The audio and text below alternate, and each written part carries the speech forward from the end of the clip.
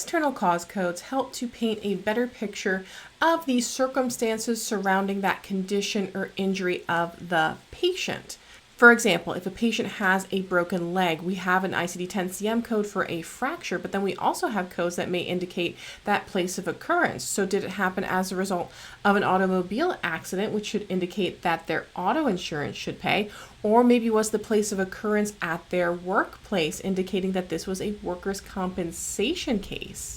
Some health insurances have edits in place that if they see something like a fracture or certain types of injuries, they request more information to make sure that there isn't a different party that should be responsible for those payments. So today, let's talk about the index of external causes.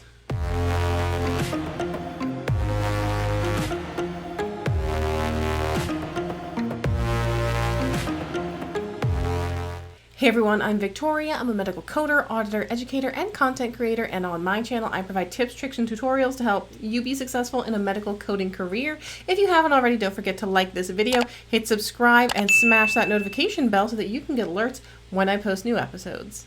So external cause codes are never used as a primary or principal diagnosis. They always should follow something else. What they do is help explain kind of the circumstances surrounding an accident or injury or condition that a patient has.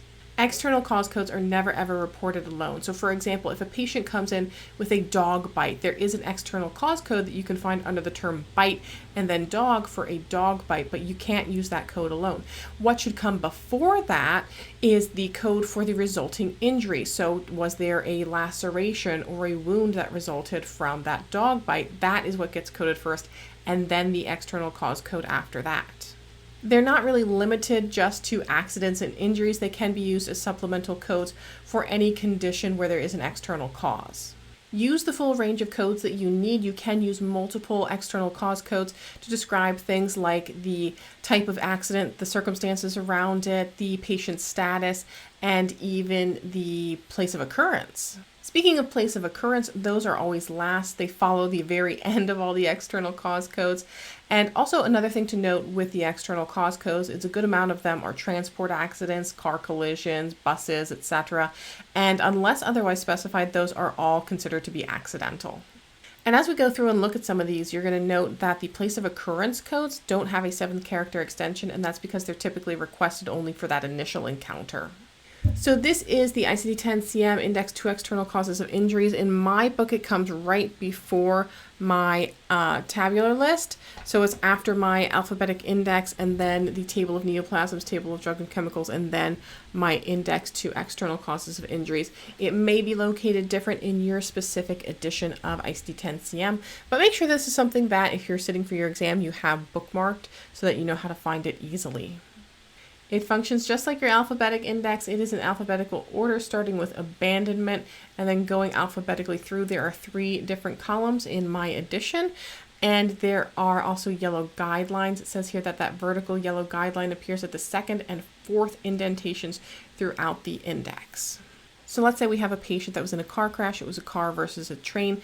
The word that we're going to start with is accident and then transport. So accident and then transport. So here we have car occupant, and then here we have car driver, collision with, and a train is actually referred to in this case as a railway vehicle. So it's here under railway vehicle. We're going to say this was during traffic. V45.5. Now, assumedly, it's going to be an XX, so we're going to need some placeholders here because we're probably looking for an initial subsequent sequela. That's my guess here. So if we look over here at our V45.5, it is car driver injured in collision with railway train or railway vehicle in a traffic accident. It says we need a 7th character extension, which if we look down here and basically all throughout the page, it is A for initial, D subsequent, S for sequela. So I'm going to assume this is an initial, and it would be V45.5, and then we need our placeholders. So XXA would be our final code. Now, what about a bite? What if we had a patient that was bitten by a snake? We would go under that term bite, and we would look for bite. And then we would find the appropriate animal that bit the patient. So bite, and it continues over here down to snake we're looking for. So we have reptile and then snake. W5911, and again, this is probably another one we need a 7th character for initial, subsequent, sequela. So if we were to look that up, that's what it would tell us. It would tell us that this is the right code, W59.11, and then an XA. So here you can see W59.11XA, bitten by a non-venomous snake. We need our 7th character extension, so 11XA for initial encounter. And if you look though here, one thing I want to point out is this little symbol here on our icons. It's so super tiny. I'm going to zoom you guys in so you can kind of see what that says. And there, basically that little symbol there, let's take it in. It says POA, and then there's that little no symbol or the buster symbol. And that means that that code is exempt from diagnosis present on admission requirement. But you know how sometimes ICD-10 is so nice to us and it tells us, hey, use this additional code or code this first? This isn't one of them. If you'll notice here, it doesn't tell us here to use the code for the injury first. So this is one where it's not kind of guiding us that additional information about using those other codes first. So this is something where you really just kind of have to know those guidelines.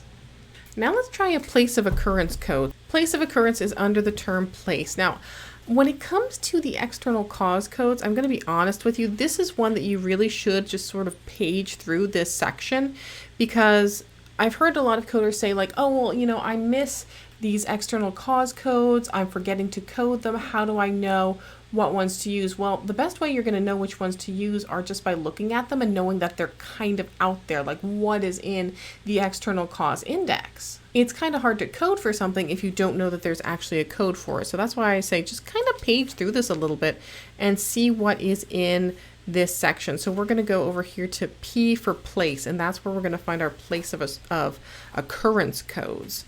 So where did this injury take place? So let's say we have one that's a place of occurrence. It happened at the beach. Patient maybe tripped at the beach. They were playing frisbee or something. They tripped at the beach. So we're going to go to that P. We're going to look for the place. So there's perpetrator, and here's our place of occurrence. And we have the beach here. So beach, yep.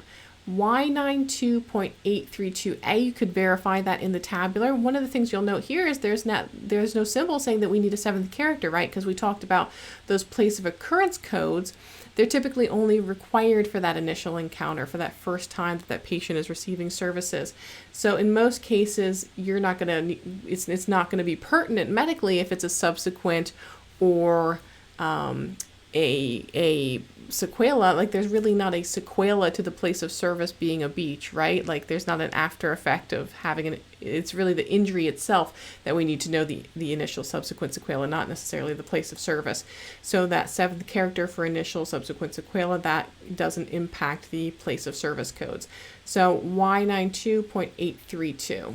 So Y92.832 does tell us here that it is the seashore is the place of occurrence. It gives us some more information there, but does not actually, again, tell us that we have to have other codes that come before these. You have to know just by knowing your guidelines that the place of occurrence comes after your external cause code. So probably in the very last diagnosis spot.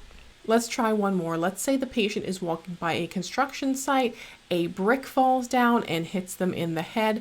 We would code that if they're struck by that falling brick. What are we going to look at first? So we're going to start with they're struck by the brick. So we're going to start with our S for struck by. So it looks like if we see here, there isn't specifically one for brick. There's ones for ball, there's ones for bat. However, we do have this one over here that is an object falling from a building. So there we go. That fell from that construction site building. So W20.1, and then we have that check mark there that we may need to check for additional characters. So here is our struck by, thrown, projected, or falling object. It does though have some code first for any associated cataclysm or lightning strike, so that's interesting. There's also some excludes codes here. So excludes, this doesn't include machinery, transport accidents, motion by explosion, firearm, or struck by thrown sports equipment. And it does direct us to the codes that we should be using instead of using this code. But this one was a falling brick, so we're pretty good here. Struck by object due to collapse of building, which seems a little extreme, but I guess if the brick fell, it technically collapsed off of the building. So W20.1 XXA would be ours because we need that 7th character, which would be our initial subsequent sequela, and this is an initial, so we would use the character A. So that is it for the index of external causes. I hope this helped you out. If you want me to go over some more cases so that you can kind of get more familiar with the different external causes that are out there, definitely let me know in the comments below. Otherwise, I will see you guys in the next video. And until then, just keep on coding on.